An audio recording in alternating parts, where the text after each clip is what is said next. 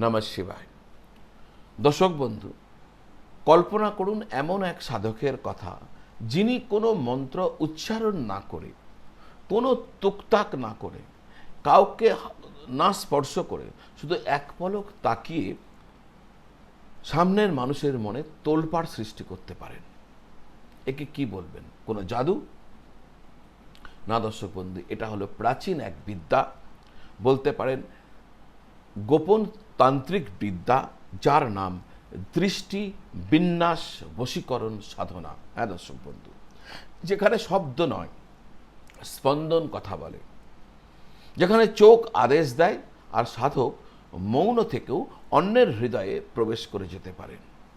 আজকের ভিডিওতে আমি এই যে রহস্যময় যে দৃষ্টিবিন্যাস বশীকরণ সাধনা, তা নিয়ে কয়েকটা নিয়ম, পদ্ধতি আর এর গভীরতা আপনাদের সামনে রাখতে চলেছি। শেষ পর্যন্ত সঙ্গে থাকবেন। অত্যন্ত গোপন এক তান্ত্রিক সাধনা আপনাদের সামনে আমি রাখতে চলেছি।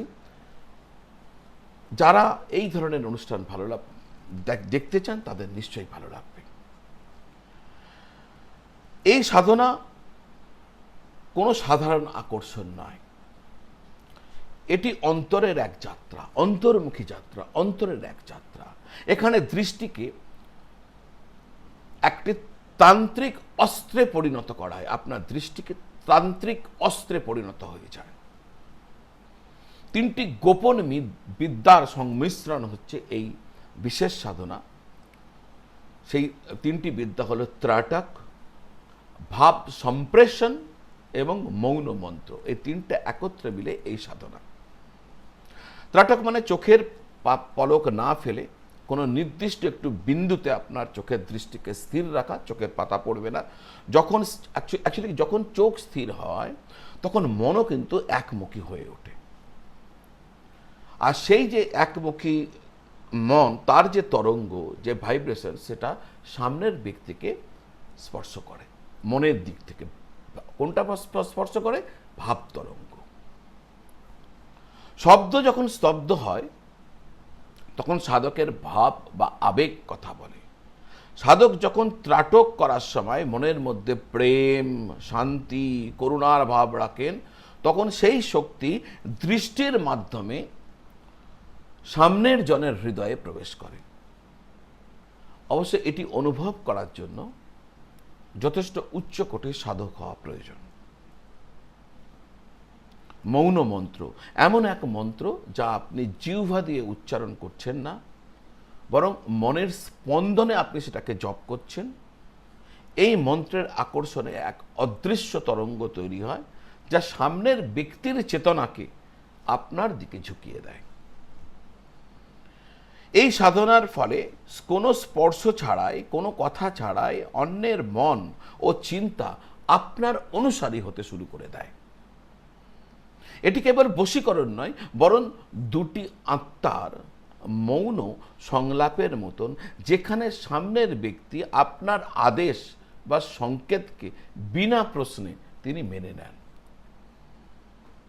আপনার দৃষ্টির মৌন শক্তি শত্রুর ভিতরে সমস্ত বিদ্বেষ, তার অশান্তিকে শান্ত করে দিতে পারে। এমনকি চরম শত্রু আপনার প্রতি মিত্রবৎ আচরণ করতে শুরু করে দেয়। এই সাধনা কখন করবেন? এই সাধনা দিনের বেলায় একদম কার্যকর হয় না, এটি রাতের নির্জনতায় করতে হয়। রাত 10টার পর, বিশেষ করে মধ্যরাত থেকে রাত 2টো পর্যন্ত, অথবা ব্রহ্ম মুহূর্তে, অর্থাৎ রাত 3:30 থেকে ভোর 5টা, এই সাধনার জন্য সব থেকে শক্তিশালী সময়। অবশ্যই হ্যাঁ, তিথি নক্ষত্রেরও গুরুত্ব রয়েছে এই সাধনা করার ক্ষেত্রে। পূর্ণিমা, অষ্টমী তিথি, চতুর্দশী তিথি, এই তিথিগুলো গুরুত্বপূর্ণ। কেন? চন্দ্রের প্রভাব এই সময় মনের ওপর সব থেকে বেশি থাকে। তখনই এই সাধনা শুরু করাতে, অর্থাৎ শুরু করবেন কবে? শুরু করবেন পূর্ণিমা, অষ্টমী, চতুর্দশী তিথি, যে কোনো একটা তিথিতে। চন্দ্রের আলোতে বসে সাধককে তার পুরো ভাব নিয়ে এই সাধনা করতে হবে। অবশ্যই এই সাধনা করার জন্য কোনো মন্দিরে যাওয়ার দরকার নেই, কিন্তু যেটা প্রয়োজন সেটা হচ্ছে শান্ত, নির্জন, যেখানে অন্তত ঘণ্টাখানেক কেউ আসবে না, কমপক্ষে 30 মিনিট কেউ আসবে না, এমন নির্জন আপনার ঘরেরই একান্ত, যেখানে কেউ আসবে না, যেখানে কেউ আওয়াজ করবে না, যেখানে কেউ কোনো বিরক্ত করবে না। একটা হালকা প্রদীপ জ্বেলে নিয়ে প্রদীপের শিখার দিকে দৃষ্টি রেখে চোখের পাতা ফেলবেন না, এই সাধনা আপনাকে করতে হয়। এবার এই যে সাধনার কিছু একটা সতর্কবাণীও আছে। সতর্কবাণী কি? সেটা হচ্ছে যে এই সাধনা যতটা রহস্যময় ততটাই বিপজ্জনক। যারা সৎ উদ্দেশ্যে প্রেম বা সদ্ভাব স্থাপন করার জন্য এটিকে ব্যবহার করবেন তারা সুফল পাবেন, কিন্তু যারা মোহ, বাসনা, কামনা, কারো ক্ষতি করার জন্য এই বিদ্যা প্রয়োগ করার চেষ্টা করবেন, তারা কিন্তু তাদের নিজেদের মানসিক ভারসাম্য ও চেতনাকে এত জটিল করে ফেলবেন, মানসিক ভারসাম্য তাদের বিগড়ে যেতে পারে, মহা ক্ষতি হয়ে যেতে পারে। দৃষ্টিবিন্যাস বশীকরণ সাধনা হলো নীরবতার শক্তি। যখন আপনার দৃষ্টি এবং মন এক সূত্রে গেঁথে যায়, তখন বাইরের শব্দের আর কোনো প্রয়োজন হয় না। প্রাচীন এই তান্ত্রিক রহস্যকে যদি আপনি সঠিক ও কল্যাণকর পথে পরিচালিত করতে পারেন, নিশ্চিতভাবে আপনি এর চমৎকারিত্ব অনুভব করতে পারবেন। তো আজ এই পর্যন্ত। হর হর মহাদেব। কমেন্ট বক্সে অবশ্যই লিখবেন জয় শিব শঙ্কর। ভালো থাকুন, সুস্থ থাকুন। নমঃ শিবায়।